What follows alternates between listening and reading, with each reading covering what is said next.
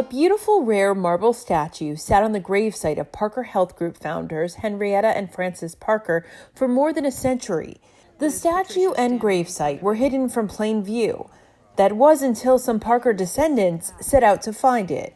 We were relieved to find it, and just in a great deal of heartbreak and distress that the monuments on the ground, the stones were covered with ivy and brush.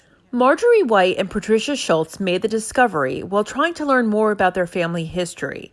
Working alongside Parker Health Group and Elmwood Cemetery, the sisters enlisted their cousin Cliff, who rallied the family troops to bring some TLC to the site. I was able to get every branch to participate in this. Because of its unique construction, a major restoration project took place to bring the statue back to life. It's not often that we get to work on, beautiful, statuary quality marble in a cemetery setting, and have it come out, to the extent that, everything just looks really good. The green's gone, the lettering's back, and it's now shining.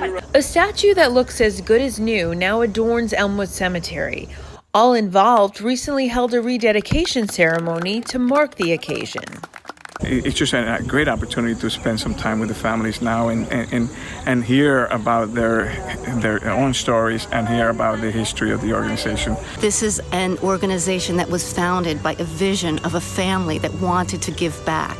And this was 100 years ago. They wanted to give back, and they're giving back to this day. Many of the Parker family members traveled from out of state to be here, visiting the site to learn more about their ancestors and the legacy they left behind in starting Parker Home.